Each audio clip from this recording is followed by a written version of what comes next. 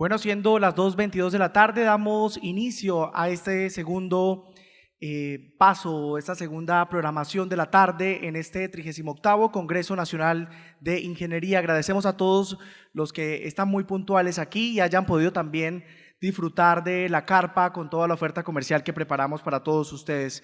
Saludos especiales a las delegaciones de socios de los diferentes sedes regionales que hoy nos acompañan, especial de Boyacá, del Consejo Profesional de Ingenieros de Transporte y Vías de Colombia. Se acercaron y nos dejaron por aquí un folleto, y la intención también es que ustedes hagan networking en esos espacios que podemos tener entre las plenarias y los foros.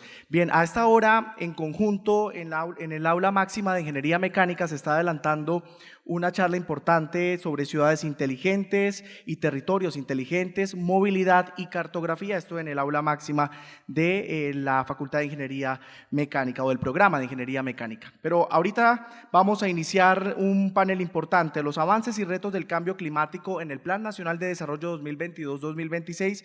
Con los invitados se los voy a presentar: Alejandro Estrada Carmona, gerente del Acueducto Metropolitano de Bucaramanga; Tatiana Carreño, subdirectora de programas del Consejo Colombiano de Construcción Sostenible; y también Antonio Acosta, de la Comisión Técnica Permanente de Ingeniería de Recursos Hídricos de la Sociedad Colombiana de Ingenieros. Este panel va a ser moderado por el ingeniero Mario Lesaca, vicepresidente de la Sociedad Colombiana de Ingenieros. Bienvenido, ingeniero. Muchas gracias. Nos complace mucho estar acompañados por ustedes. Esperamos que este conversatorio y estas presentaciones sean del agrado de todos. Bueno, ya quisiera que cada uno de ustedes se presentara como quiere ser conocido. Empecemos por Tatiana. Bueno, muchas gracias. Muy buenas tardes. Yo soy, como mencionado, Tatiana Carreño, subdirectora de programas técnicos del Consejo Colombiano de Construcción Sostenible, y pues también aprovecho para agradecer a los organizadores, a la Sociedad Colombiana de Ingenieros por la invitación, porque además pues vengo a mi tierra. Muchas gracias, Tatiana. Pasemos. Bueno, buenas tardes a todos. Mi nombre es Alejandro Estrada Carmona, soy ingeniero civil. Soy especialista en servicios públicos domiciliarios y en gerencia de construcciones. Actualmente soy el gerente del Acueducto Metropolitano de Bucaramanga y he sido gerente del Acueducto de Manizales y de otro acueducto más pequeño en toda la historia. He trabajado siempre en el sector del agua potable y saneamiento básico, y espero pues que la charla les guste. La idea de mi presentación es que conozcan qué hacemos en el Acueducto Metropolitano y cómo estamos actuando ante los temas de cambio climático actualmente. Juan Antonio, sigue por favor. Bueno, pues mi nombre es Juan Antonio Acosta.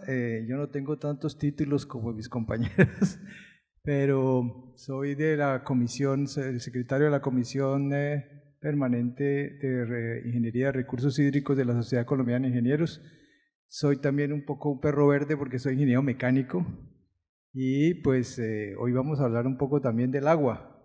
Entonces creo que es una parte importante del Plan Nacional de Desarrollo, porque una de las cosas sobre las cuales se ha insistido ese plan de desarrollo es sobre el ordenamiento territorial alrededor del agua.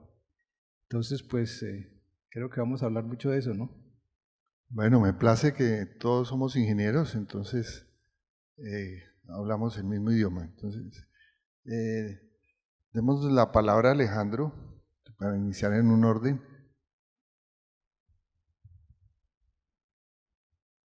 Pero quisiera hacer una reflexión final, y es que todo esto se puede hacer y está bien, pero carece de sentido si nosotros no tratamos el agua residual. Y yo quiero que se lleven una cifra. Hoy el área metropolitana vierte al Río de Oro 2.4 toneladas por segundo de agua residual, cortando el ciclo de agua. No es un problema solo de Santander, es un problema nacional, es un problema que el tratamiento de aguas residuales hoy no es el que uno espera. Donde los acueductos fueran eficientes, porque muchas de las plantas de tratamiento que se han hecho y hoy están abandonadas, es que se diseñan con unas pérdidas admisibles por el RAS, unas pérdidas mínimas del 30%, pero si mi realidad es de pérdidas es de más del 50%, yo estoy llevando más agua a las plantas de tratamiento de las que requiere la planta. Entonces vuelven poco eficientes las plantas, empiezan los olores y terminan abandonados. Hoy en Colombia, de 700 sistemas de tratamiento de agua residual, hay abandonados 300. y de esos 300 no todos funcionan bien. Entonces no es un tema de plata muchas veces, es un tema más de fortalecimiento institucional y de conocer que la eficiencia de los acueductos es donde está el tema.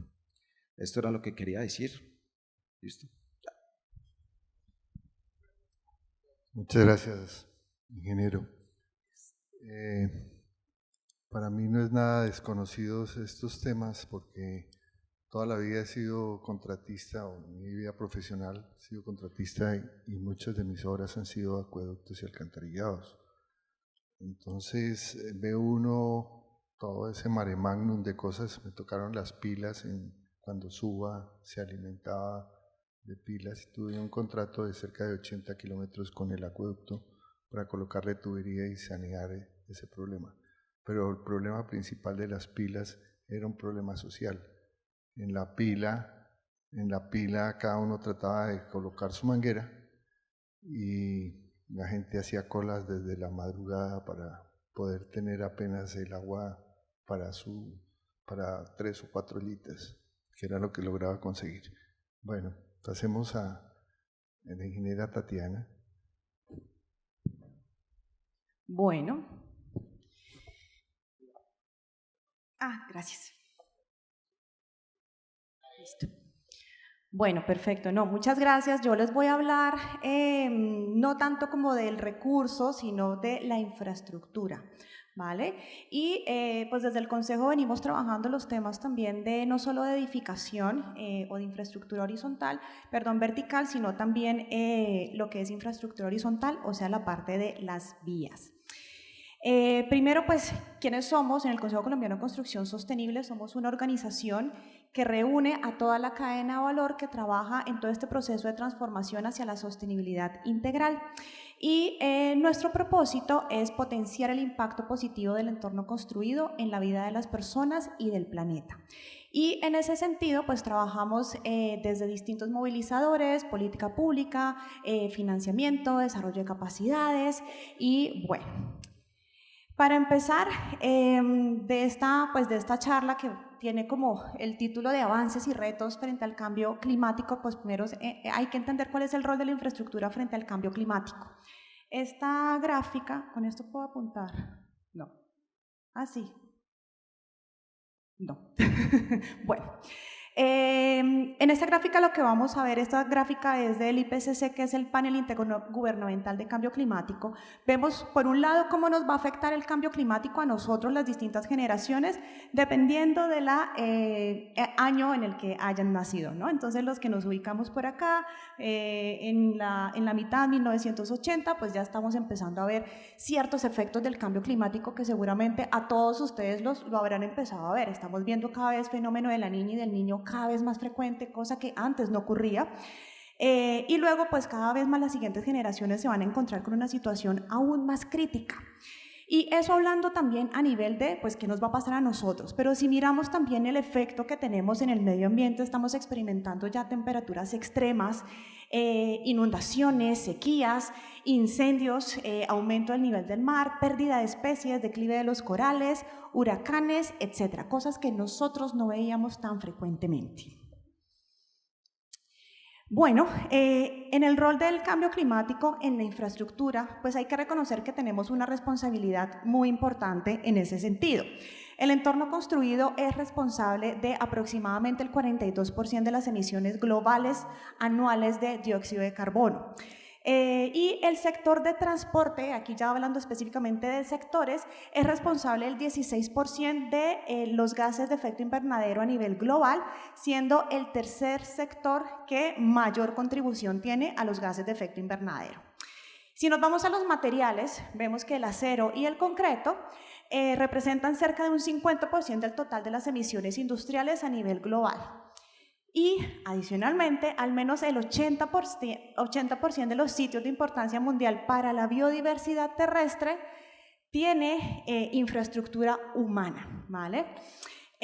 Y si vemos por el lado contrario, el impacto de la infraestructura en este cambio climático, ¿dónde es que se nos va gran parte del presupuesto? En ese mantenimiento de la infraestructura. que se debe pues a esta variabilidad climática y cuesta alrededor de 390 a 647 mil millones de dólares por año en países de ingresos bajos y medios, o sea, nosotros estamos ahí. La infraestructura vial es altamente vulnerable a las consecuencias del cambio climático, ¿no? Tenemos un deslizamiento, se nos cerró la vía. Y las redes de infraestructura están interconectadas, lo que significa que cuando se nos daña una, pues vamos a tener toda una red afectada por este daño. Y acá pues algunas afirmaciones del Banco de la República, en el que nos dice que en Colombia un aumento de un 1% en la inversión preventiva per cápita reduce la ocurrencia futura de deslizamientos en 0.3% y el total de personas afectadas en un 0.8% y el número de muertos y heridos y desaparecidos en un 1%. O sea, estamos analizando qué tanto podríamos invertir y cuál sería como esos beneficios pues a nivel también social. El grupo del Banco Mundial también nos dice que el beneficio neto de invertir en una infraestructura más resiliente ante desastres naturales en países también de bajos y medios ingresos sería de 4.200 millones de dólares, lo que representa un beneficio de $4 por cada dólar invertido. En resumen, es una buena inversión, ¿cierto? Bueno, ¿y qué es esta infraestructura sostenible y resiliente de la que les estoy hablando?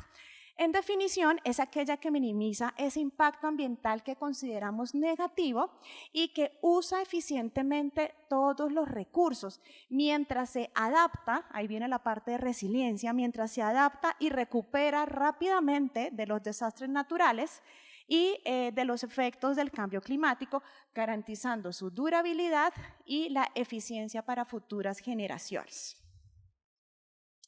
Algunas estrategias de sostenibilidad integral en infraestructura, aquí vamos a ver como distintas categorías, vemos temas de comunidad, de gestión del proyecto y ahorita pues gestión del recurso, resiliencia. Bueno, entonces algunas de las estrategias a nivel de comunidad y contexto histórico es que pues podemos mejorar ese espacio público, podemos también proteger esos espacios que son patrimonios, que son históricos, que tienen un carácter cultural, preservar el paisaje, minimizar como ese impacto visual que tenemos por toda esta edificación. También minimizamos la contaminación del aire, del ruido, la contaminación lumínica que altera todos los ciclos naturales nocturnos. A nivel de la gestión del proyecto, algo bien importante cuando hablamos de sostenibilidad es aprovechar las oportunidades de sinergia, ¿no? No se trata de tener soluciones aisladas, sino entender cómo todos los sistemas y el entorno en sí se relacionan para aprovechar esas estrategias que sean más costo efectivas. También vamos a ver estrategias desde esta infraestructura a nivel de la gestión del riesgo. También cuando hablamos de sostenibilidad hay que tener en cuenta la sostenibilidad financiera. Sin sostenibilidad financiera realmente los proyectos no son sostenibles. Y también hablar de lo que es el enfoque del ciclo de vida completo, no solamente pues qué va a ocurrir hoy que lo voy a construir, sino qué va a ocurrir en los casi 100 años que puede estar en operación nuestra infraestructura. A nivel del uso eficiente de los recursos, vamos a ver temas acá en estrategias asociadas a, por ejemplo, el uso de energías renovables, de tener procesos estrictos de aseguramiento de la calidad o de comisionamiento en los sistemas que consumen energía, también proteger el recurso hídrico, que también lo hemos hablado hace un momento, y muy importante que también lo mencionaban hace un momento desde el acueducto, el monitoreo. A nivel de ubicación y biodiversidad, pues preservar la biodiversidad de especies y de los ecosistemas, controlar especies que son invasoras y que quizás pues no quisiéramos como que nos afecten como este ecosistema natural, restauración de suelos alterados, protección de los humedales y bueno, aquí hay varias estrategias también. Y en resiliencia climática, que es toda la parte de adaptación, vamos a ver estrategias para evaluar cuál es la amenaza climática, evitar los riesgos, evitar las vulnerabilidades, prepararse para la adaptabilidad a largo plazo, minimizar o evitar el desarrollo en ubicaciones que sean propensas a estos riesgos, aumentar ese desempeño en la infraestructura a lo largo de su ciclo de vida y mejorar la integración de la infraestructura con otros sistemas. Bueno, entonces, ¿qué ha hecho Colombia? ¿Qué ha hecho Colombia frente a estos temas? Y claramente antes del Plan Nacional de Desarrollo, pues hay toda una serie de instrumentos que se han venido desarrollando, que han ido habilitando de cierta forma la política pública para que se puedan prestar y generar regulaciones y normativas asociadas pues a los temas de sostenibilidad. Entonces vamos, por ejemplo, a la Estrategia Colombiana de Desarrollo Bajo en Carbono, la Estrategia Nacional de Economía Circular, el COMPES 3918 frente a la implementación de los ODS, el COMPES 3919 frente a edificación sostenible, el 3934 crecimiento verde, la 2050 y por último y muy importante también el COMPES 4060, que es la política para el desarrollo de proyectos de infraestructura de transporte sostenible. ¿Qué hemos hecho? ¿Cuál es el avance que ya tiene Colombia frente a los temas de infraestructura sostenible y resiliente? Pues por este lado estamos viendo ya la resolución que está muy recién publicada el 30 de abril de este año, pero pues es un trabajo que viene ya desde ya un tiempo, que es la adopción de los LIF, que son los lineamientos de infraestructura verde vial. Ya está vigente y ahorita pues en aplicación. Y por otro lado, con INVIAS se desarrolló la metodología para evaluación de la sostenibilidad para la infraestructura de transporte o el AICA. Y adicionalmente, este año también desde el Consejo Colombiano de Construcción Sostenible, en alianza con el ISI, que es el Instituto para la Infraestructura Sostenible, traemos Envision. Envision es un sistema de certificación, pero más allá de una certificación es un marco de referencia, es una herramienta que proporciona una orientación frente a qué es sostenible y qué podemos implementar justamente enfocado en todo lo que yo les estaba mencionando de sostenibilidad y resiliencia. Envision incluye 64 indicadores de sostenibilidad y resiliencia llamados como créditos, que son aspectos o como criterios que se pueden llegar a cumplir, organizados en torno a 5 categorías. ¿Qué se puede certificar en Envision? Aquí vemos infraestructura de todo tipo, infraestructura asociada a que no sea habitable por personas, entonces vemos infraestructura a nivel de energía, a nivel de agua, de residuos, de transporte, de paisaje, de información, etc. Y las categorías que evalúa está asociado a calidad de vida, liderazgo, asignación de recursos, entorno natural, clima y resiliencia. Y los proyectos lo que tienen que hacer es alcanzar un porcentaje de cumplimiento. Entonces, 20% de cumplimiento ya se certificarían en el primer nivel que es verificado, 30% sería plata, 40% sería oro y 50% sería platino. En Colombia ya hoy día tenemos 2 proyectos registrados en Envision, ya muy próximamente pues lo harán público. Ya somos más de 20 profesionales acreditados como Envision SP y pues ya tenemos como un taller donde se prepararon a 40 profesionales capacitados en Envision. Recuerden que Envision, como les dije al principio, más que un sistema de certificación, está enfocado a que se use como herramienta. Los proyectos pueden no certificarse, pero sí pueden utilizar la herramienta para aprender a incluir esos criterios de sostenibilidad en estos proyectos de infraestructura.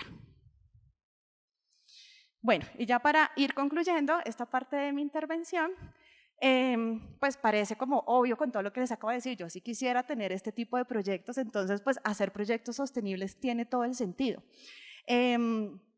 Claramente es lo correcto y es nuestra responsabilidad con las personas y con el planeta. Nos ayuda a contribuir con las metas globales de cambio climático y alinearnos con las políticas nacionales. Envision pues ya se hizo como ese cruce y tiene como todo el cumplimiento con los LIF, entonces pues también nos ayuda a cumplir con esos requerimientos a nivel de la política pública. Es una buena inversión, actualmente ya tenemos un banco que puede ofrecer créditos con una mejor tasa para proyectos de infraestructura sostenible o si son Envision. Se reducen los niveles de riesgo asociados, ustedes vieron que en Envision pues hay toda una categoría asociada a resiliencia, y pues finalmente y muy importante se entrega un mejor valor, una mejor infraestructura y pues justamente lo que queremos con la infraestructura pues es también conectar las distintas comunidades. Entonces bueno, los dejo también como con ese mensaje final de pues que la sostenibilidad es la forma correcta de hacer las cosas. Y pues aquí tienes mis datos, muchas gracias. Muchas gracias, Tatiana. Sobre tu tema, Me parece que todo esto de la construcción sostenible y enfrentar el cambio climático es básico, porque nuestro país tiene que desarrollarse de acuerdo a lo que ha pactado en algunos acuerdos, como el Acuerdo de París del 2015 y el Acuerdo de París del 2020. Entonces, creo que ustedes están dando las normas para eso, para estar adecuados a ese sistema. Juan Antonio, parece, ya puedes seguir, por favor. ¿Aló? Bueno, pues lo primero que quisiera saber es cuántos de los que están aquí son ingenieros civiles o estudiantes de ingeniería civil.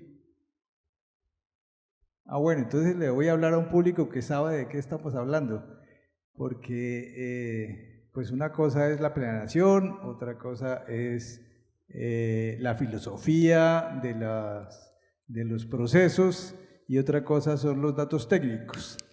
En general, en una audiencia de ingenieros, pues somos muy serios. Los ingenieros tenemos esa fama, que somos, por ejemplo, Mario es muy serio. Es difícil que un ingeniero se ría en una conferencia. Pero la otra cosa importante es que siempre estamos esperando datos y cifras, y nos parecen muy importantes los datos y las cifras. Yo voy a procurar no dar muchos datos ni muchas cifras, y voy a procurar que ustedes no le pongan mucha atención a la presentación que preparé, porque la mayoría de lo que voy a decir no está en la presentación. La presentación ha sido básicamente una guía para hablar de la reflexión sobre el racionamiento de agua de Bogotá. Una de las cosas importantísimas del Plan Nacional de Desarrollo es que el país debe ordenarse alrededor del agua y fundamentado en el agua. Eso dice el Plan Nacional de Desarrollo, pero no dice mucho más que eso. ¿Quién dice cómo es que debe ser el plan? Aquí tenemos a Alejandro, que tiene que planear cómo debe funcionar un acueducto como el de Bucaramanga, con toda la cantidad de problemas que vimos que tiene y que los tiene muy bien manejados. Él tiene que hacer un plan, y nos mostró el plan maestro que tiene el acueducto de Bucaramanga. Eso es un plan donde se sabe qué es lo que quiero hacer, cuándo lo voy a hacer, cómo lo voy a hacer y con qué lo voy a hacer. El Plan Nacional de Desarrollo, tal como está esbozado en este momento, pues nos presenta un deseo enorme de que las cosas funcionen de esa manera, pero no nos dice cómo. ¿A quién le toca la tarea de decir cómo se hace eso? Pues resulta que nos toca a nosotros, los ingenieros. Por eso la Sociedad Colombiana de Ingenieros ha estado muy pendiente de qué sucede con todos los fenómenos del agua a nivel nacional y sobre todo en Bogotá, porque Bogotá es la ciudad más grande del país, es la que tiene la mayor cantidad de habitantes y la mayor cantidad de problemas, sobre todo respecto al agua, en todos los sentidos, pero sobre todo respecto al agua, comenzando por lo que decía Alejandro, de que vertemos agua a los ríos. Eso pasa aquí en Bucaramanga, pero en Bogotá es peor, o sea, somos unos salvajes. Tenemos uno de los ríos más contaminados del mundo. ¿Debido a qué? Que resolvimos echarle el agua residual al río y seguimos haciéndolo. Todavía no hemos podido resolver eso, estamos trabajando en eso. ¿Quiénes son los que han desarrollado los planes y las obras para que eso deje de suceder? Pues los ingenieros, y eso lo tenemos que seguir haciendo. Un acueducto tiene tres cosas fundamentales para que nos pongamos en contexto. Claro, como todos son ingenieros civiles o estudiantes de ingeniería civil, deberían saber eso. Necesitamos tener agua en alguna parte, necesitamos poder llevar el agua a donde tenemos que usarla y tenemos que tratarla. No toda el agua tiene que ser tratada, pero en principio toda el agua que se le suministra a una población debería ser tratada para que la gente no se enferme. O sea, podríamos hacer acueductos con parte del agua no tratada para utilizar en cosas que no requieren consumo humano y otra parte para consumo humano, pero es muy complicado. Entonces terminamos usando el agua potable, o sea, el agua que podemos beber para toda clase de usos. Y por supuesto la desperdiciamos terriblemente. Esa es una de las razones, y tenía razón Alejandro, es que Alejandro me quitó la mitad de mi presentación. Tiene razón, y yo le dije que lo hiciera. Tiene razón en el sentido de que uno de los problemas grandes son las pérdidas. Hay un estándar, digamos, a nivel internacional y a nivel nacional, en que hay cierta cantidad de pérdidas que se consideran aceptables para los acueductos, pero todas esas pérdidas es agua que se está desperdiciando. Y eso es una de las razones por las cuales el agua a veces no alcanza para surtir a una población.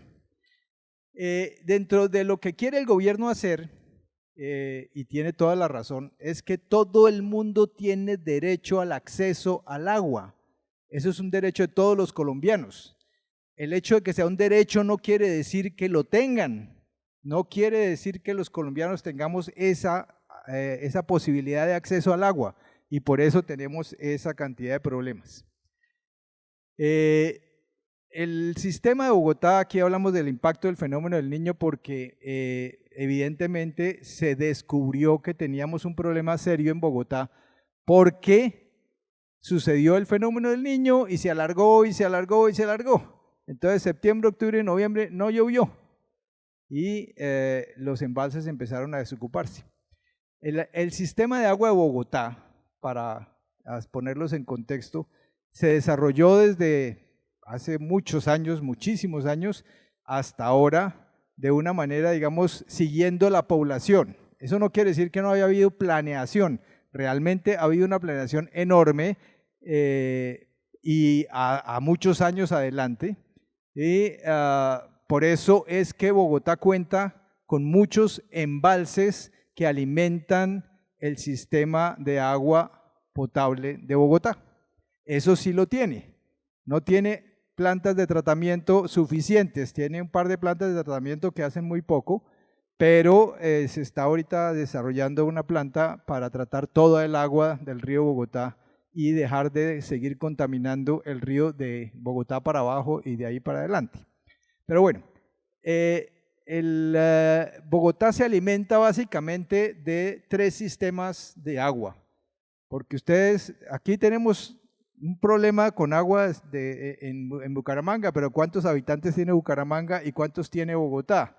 ¿Cuál es el área de distribución y los diferentes niveles que tiene Bucaramanga y cuál es el área y los diferentes niveles que tiene que atender Bogotá? Son problemas, digamos, de dimensiones completamente distintas y pues podríamos hablar de una dimensión de 1 a 10, digamos, en problemáticas.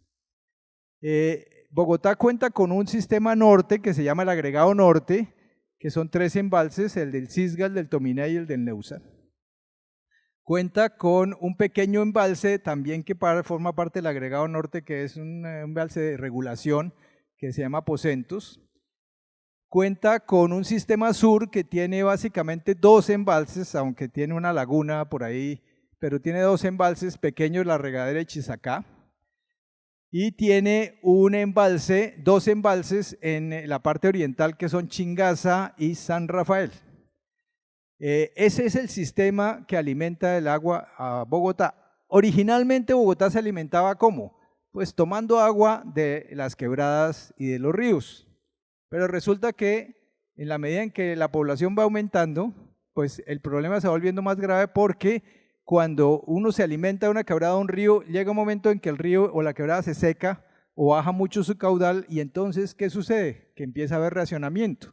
Así funcionaba antes, pero desde que se desarrolló todo el sistema, se compraron todos los predios que se necesitaban para poder hacer los embalses y se compraron la parte de los páramos de Chingaza. Eso lo compró el acueducto de Bogotá previendo lo que iba a pasar. Desde que pasó eso no había habido racionamiento de agua en Bogotá. De hecho, en el último fenómeno del Niño Grande que hubo en el 2015, no hubo racionamiento, pero era porque estaban muy de buenas, porque el embalse de Chingaza estaba completamente lleno. Pero como estábamos diciendo del impacto climático en todo el mundo, y aquí por eso quiero poner esa foto, cada vez llueve menos. ¿Por qué cada vez llueve menos? ¿Qué es lo que está pasando? Entonces, el embalse de Chingaza no se llena, se ha llenado muy pocas veces en su vida y cada vez menos. Ahí hay en el artículo del cual se basa esta ponencia que escribimos con la doctora Miriam Novoa, que es vicepresidenta de la Comisión Técnica Permanente de Ingeniería de Recursos Hídricos, estábamos buscando cuál es la razón de que no llueva y estuvimos viendo un artículo, un estudio que hizo un profesor de la Universidad Nacional que se llama Erasmo, bueno, está en el artículo, cuando lo publiquen ustedes lo pueden consultar, pero él estudia la situación de la vulnerabilidad del embalse, del embalse de Chingaza, y se ve que cada vez va a tener más afectación por los fenómenos climáticos. Por lo tanto, pues va a dejar de ser una solución permanente para el suministro de agua a Bogotá. ¿Qué sucede? Que Bogotá pues desperdicia mucha agua, consume mucha agua, pero uno diría, caramba, pero entonces no hay planeación en el acueducto de Bogotá. ¿Qué es lo que sucede? ¿Cómo es posible que llegue a una ciudad tan importante a no tener agua? Como sucede en este momento. Estaba consumiendo a principios de año 17 metros cúbicos por segundo, o sea, 17.000 litros por segundo. ¿Cuánto consume el acueducto de Bucaramanga? 2.000 algo, 2.700, 2.300. Bogotá consume 17.000. Ahora con el racionamiento están tratando que consuma menos y han logrado bajar a 15.000, pero es una barbaridad la cantidad de agua.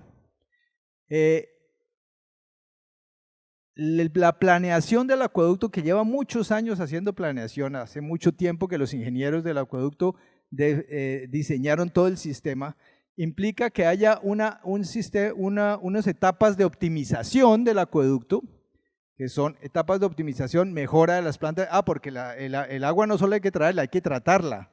Uno puede tener mucha agua, pero si no puede tratar sino un poquito, pues eso es una limitación y ya no me sirve el sistema. Con los proyectos de optimización que estaban planeados en el acueducto, se lograba surtir la demanda de Bogotá hasta el año 2032, solo con la optimización de los sistemas. O sea, la mejora de las plantas de tratamiento, el desvío de algunos ríos nuevos a los sistemas existentes y la mejora de las plantas de tratamiento. Eso era optimización del sistema y con eso se hubiera logrado mantener el suministro de agua un 10% de la demanda prevista. Pero ¿qué pasó con eso?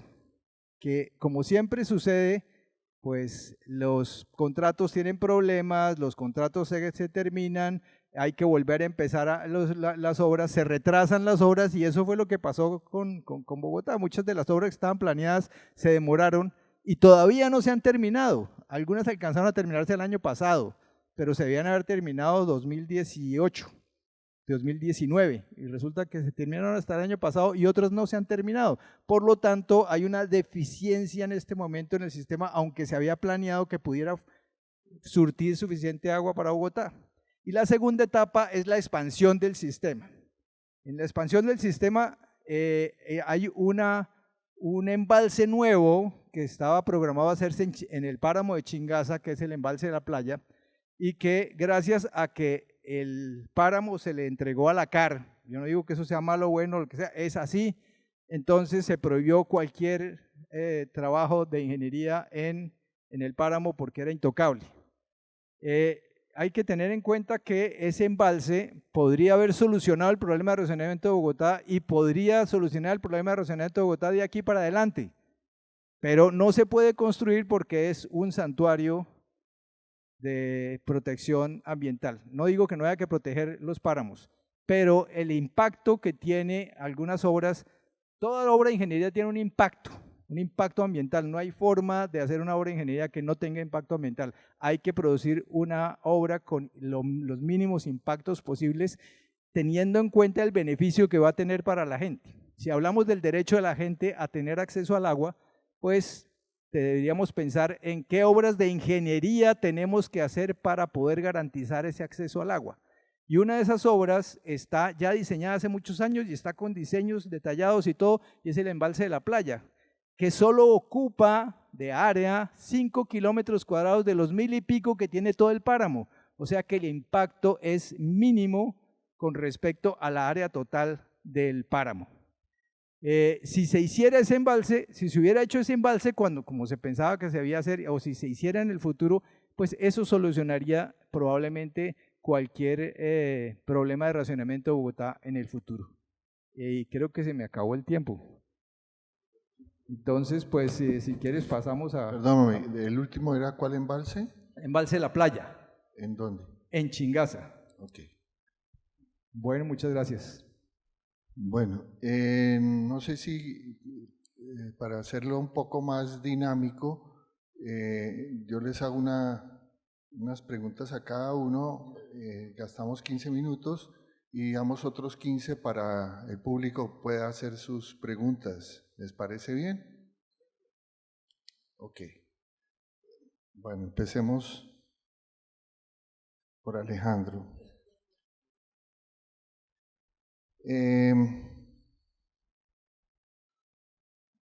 La cadena de suministro se afecta en zonas vulnerables con interrupciones por sequías, inundaciones y daños a la infraestructura. Invertir en biodiversidad y salvaguardar los servicios del ecosistema pues es una de las inversiones que se debe hacer. Y la mejora en la resiliencia del agua. Al respecto, ¿qué está haciendo tu empresa? ¿Y cómo miras hacia el futuro? O sea, lo que yo quiero es proyectar un poco hacia el futuro. ¿Qué problemas ves y cómo los debes resolver? Bueno,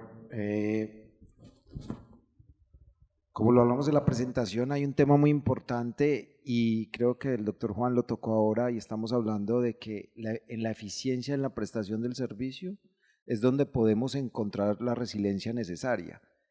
Él hablaba ahora de que Bogotá, por ejemplo, tiene 17.000 litros por segundo de necesidad, pero pierde el 37%, es decir, de los 17.000 pierde 6.200 litros por segundo. Si tuviera, de alguna manera no tuviera las pérdidas, pues tendría el agua suficiente para nunca haber racionamiento.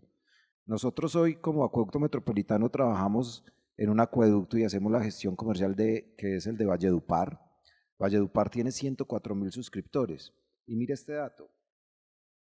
Ellos tratan 2.400 litros por segundo, o sea, tratan exactamente la misma agua de nosotros en el área metropolitana, pero nosotros tenemos 3 veces los suscriptores que tienen ellos. Eso quiere decir que constantemente, y hoy uno de los proyectos que tienen es ampliar la planta de tratamiento. De alguna manera, suministrarle, o sea, crear infraestructura para transportar ineficiencia, pues es lo más obviamente ineficiente que hay.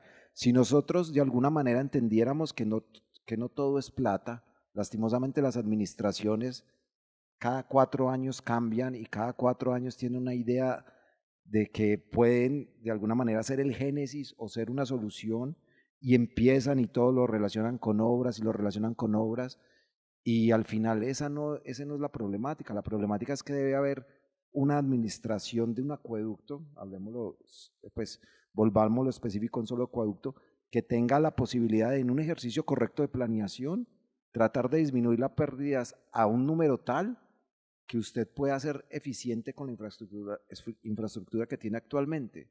Si yo, como pasa en Valledupar, debo transportar 2.300 litros para perder casi 1.500, pues estoy creando infraestructura, estoy contaminando, estoy generando una serie de acciones que no tienen sentido.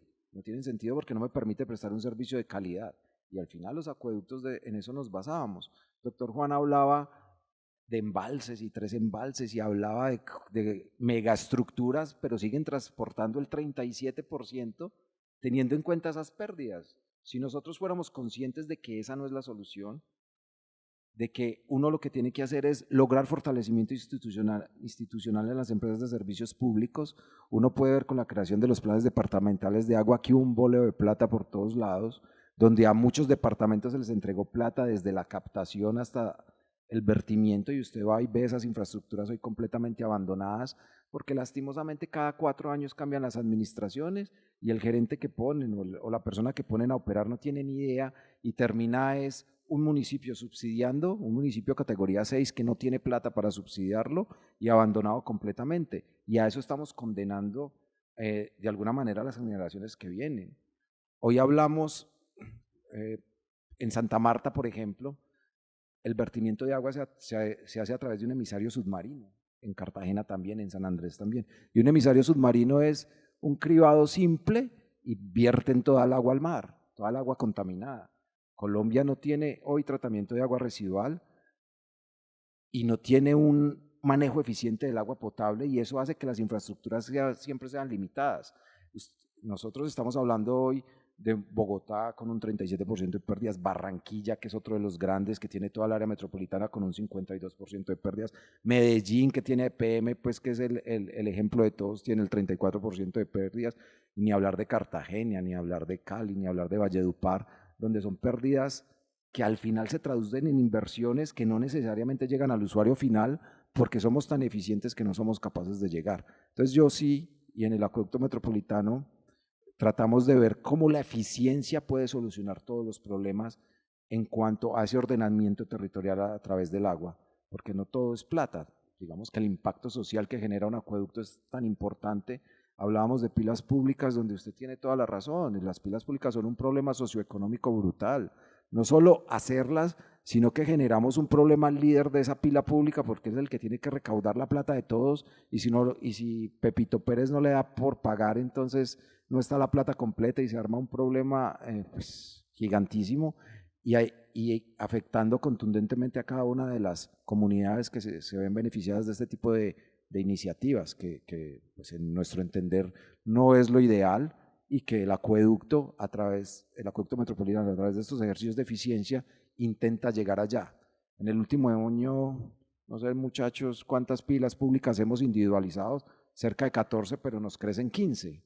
Entonces, claro, el agua es un detonante para poder de alguna manera generar asentamientos urbanos, pero lastimosamente cada vez nos vamos viendo cortos, y estamos hablando de una área metropolitana que tiene un acueducto con unas pérdidas muy bajas, y aún así es insuficiente para poder llegar a esos sitios. Mirar los otros acueductos donde necesariamente condenamos a la gente a no tener un servicio en las calidades que se requieren.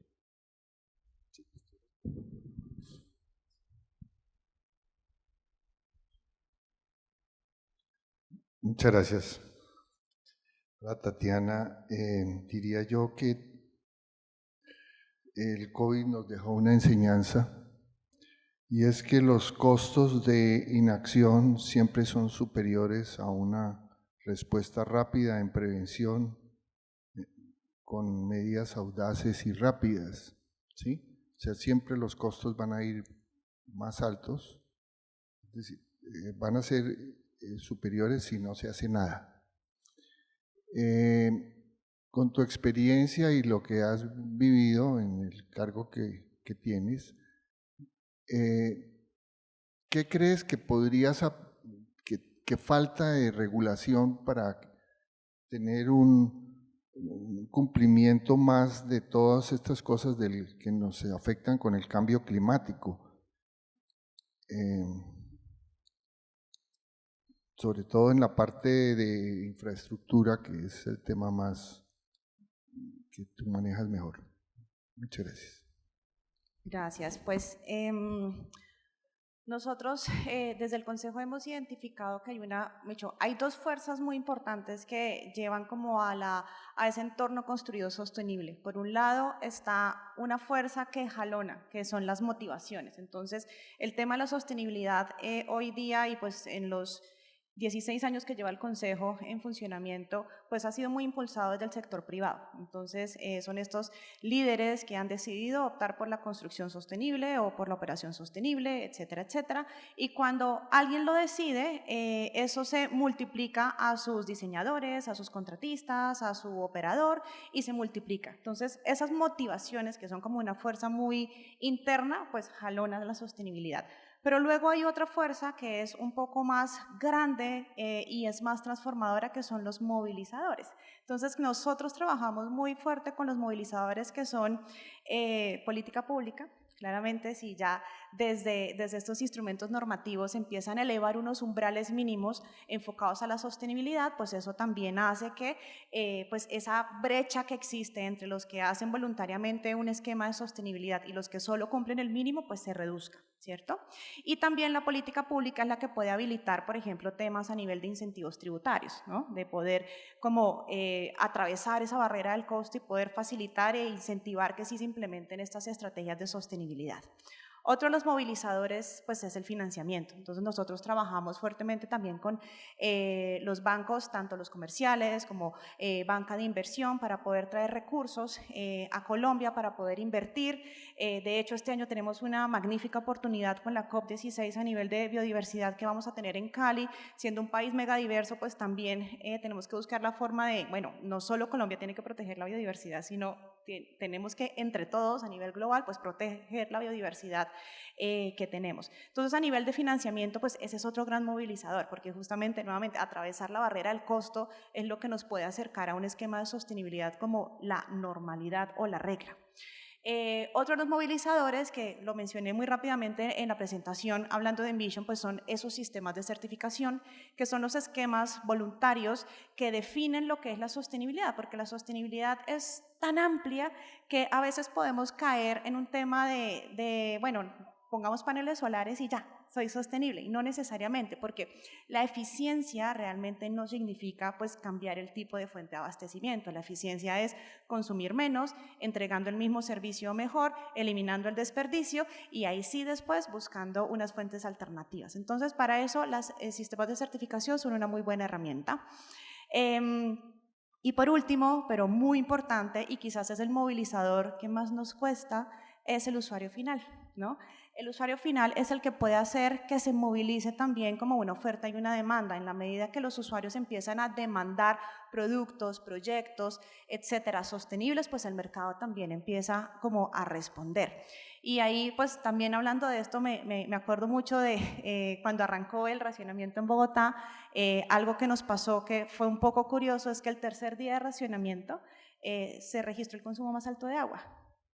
No teníamos como esa sensibilización con el usuario final y mucho, es un absurdo, pero eso pasó. Y además porque era en la zona, yo soy zona 3 y fue ese día que efectivamente se registró el mayor consumo. Entonces podemos tener una serie de instrumentos, pero si no sensibilizamos a ese usuario final, pues vamos a tener una cantidad de tiros al aire y bueno, pues creo que mucho, hay que trabajar en todos los movilizadores, pero donde más nos falta trabajo es con el usuario final. Igual con todos nos van a ayudar a que efectivamente pues todas estas barreras se empiecen a atravesar y pues nosotros desde el Consejo trabajamos donde exista la oportunidad, con gobierno nacional, con gobierno local, con distintas entidades, gremios, con el sector privado que siempre pues ha venido liderando esto, como lo mencioné hace un momento, con la academia, con las universidades, etcétera, para poder como masificar esta sostenibilidad. Gracias, Tatiana. Juan Antonio, yo creo que te enfocaste mucho en el agua limpia, agua pura. Veo que tienes una gran investigación sobre Bogotá. Hace muchos años yo estaba de contratista de Plan Maestro de Alcantarillado de Bogotá y oía que para el año 2000 se iba a empezar el diseño del acueducto trayéndolo del Sumapaz, del páramo de Sumapaz. Después como de los 90 no volví a oír hablar del Sumapaz para nada. No sé si eso tiene problemas ambientales también o no. Y la otra pregunta es sobre plantas de tratamiento de aguas negras. Pues tenemos en construcción la de Canoas y ya hay una en el Salitre que está funcionando. En mi parecer, esas plantas van a ser insuficientes ya de por sí. No veo que sea la solución. Y el río Aguas Abajo de Bogotá, pues es una cloaca porque se alimentaban todos los pueblos ribereños como Tocaima, como Apulo y la misma Anapoima y La Mesa. ¿Qué consideraciones estimas que se deben hacer sobre esas plantas de tratamiento? ¿Cómo impulsarlas? ¿Cómo pasarlas al régimen privado? ¿O qué se te ocurre sobre ese tema? Bueno, esa es una pregunta bien difícil. Creo que nadie es capaz de contestarla, pero te puedo decir lo que yo opino al respecto. Es un poco tramposa la pregunta porque es sobre lo que yo tenía preparado. Como decíamos, yo no venía preparado, pero bueno. A ver, con respecto a Sumapaz tenemos los dos problemas. Uno, que pues es una zona protegida también. Entonces es complicado hacer obras allá, por no decir imposible. Y la segunda cosa es que la cantidad de agua que se puede recoger en Sumapaz es muy poquita. El agregado sur, digamos, los embalses del agregado sur de Bogotá no suministran sino como el 2 o el 3% del agua que consume Bogotá, no más.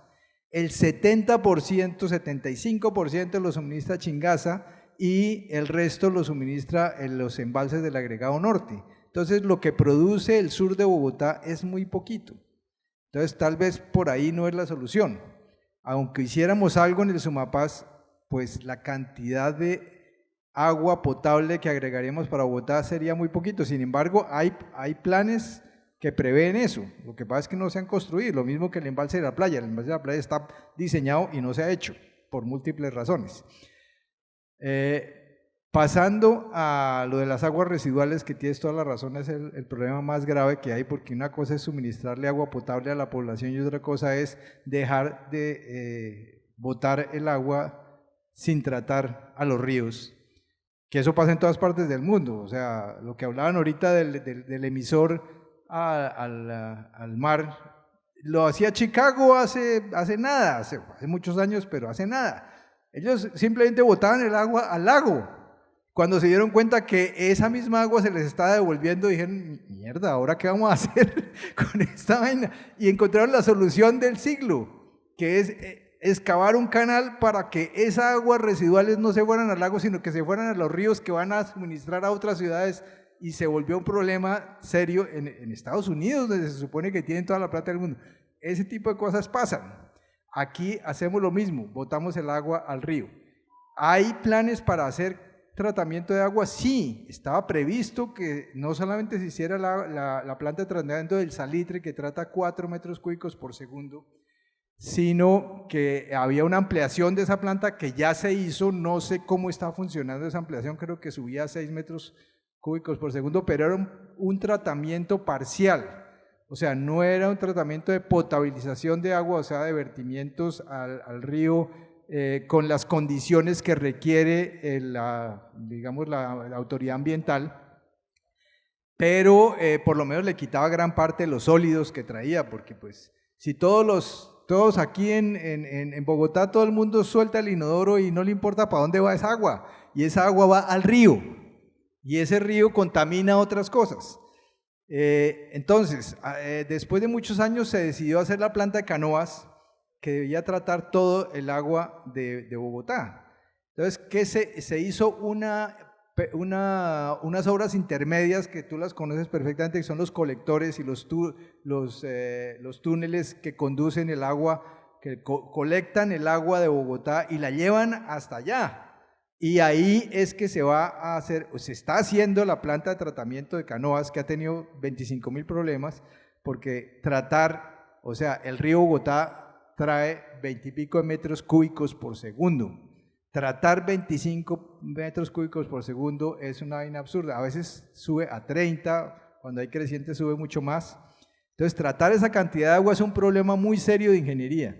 pero esa planta de tratamiento de canoas está diseñada para poder tratar toda el agua que vierte Bogotá al río Bogotá y devolverla en unas condiciones, no sé si completamente, digamos, dentro de los parámetros que exige la autoridad ambiental, pero sí va a mejorar muchísimo la contaminación que estamos produciendo. O sea, los bogotanos, y yo soy bogotano, bueno, ya no soy bogotano, pero fui muchos años bogotano, estamos acabamos con el río Bogotá, estamos acabando con el río Magdalena, porque toda esa agua llega allá.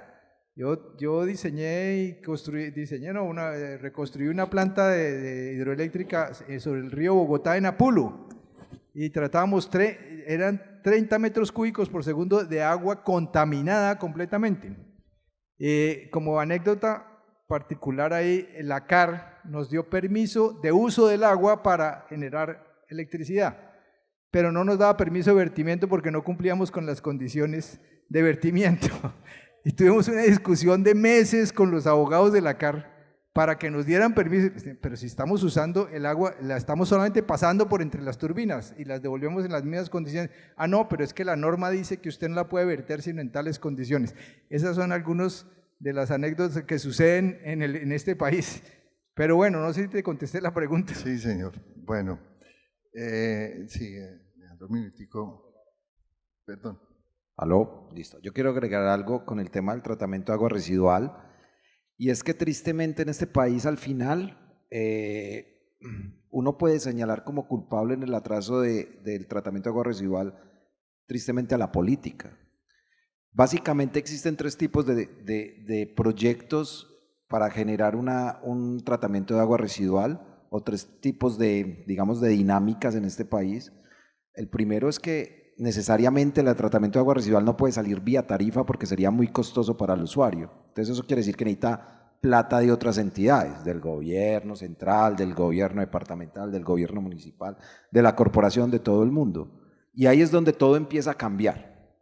Entonces existe el primer tipo, que es el tipo que sucede acá en Santander, que es, a pesar de usted tener un cierre financiero, no se hace la PETAR porque no se define quién la contrata.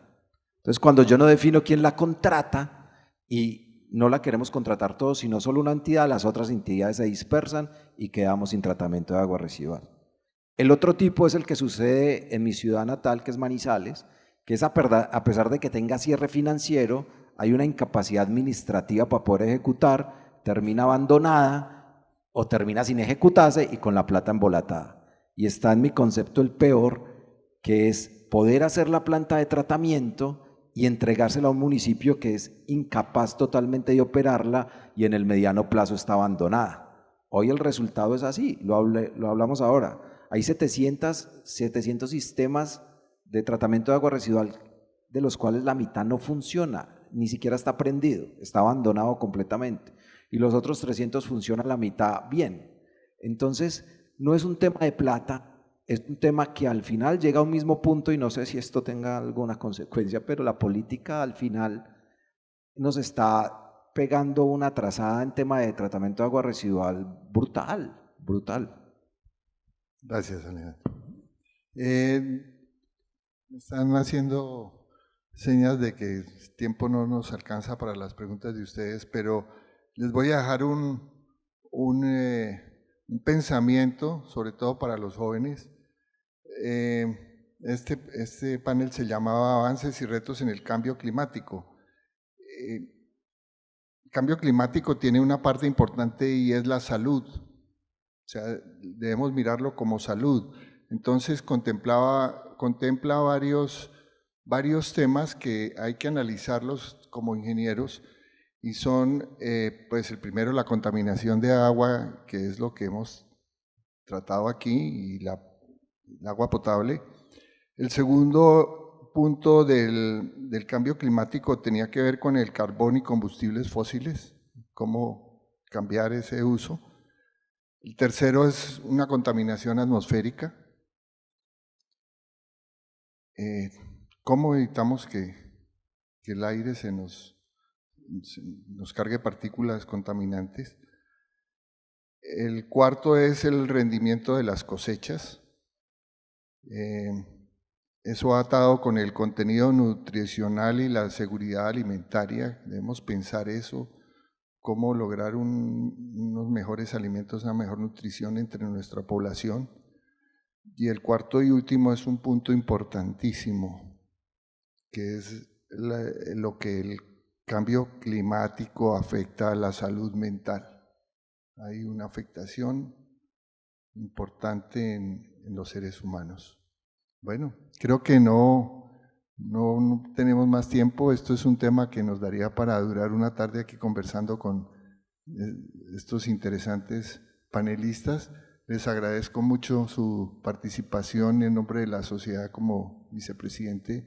Les doy las gracias por su participación e invitarlos a la Casa de la Ingeniería.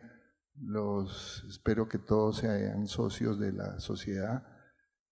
Nosotros hacemos reuniones de las comisiones cada 8 días, cada 15 días, y se tocan temas tan interesantes como estos. Así que es una invitación a una educación continuada con la Sociedad Colombiana de Ingenieros a unos costos ínfimos.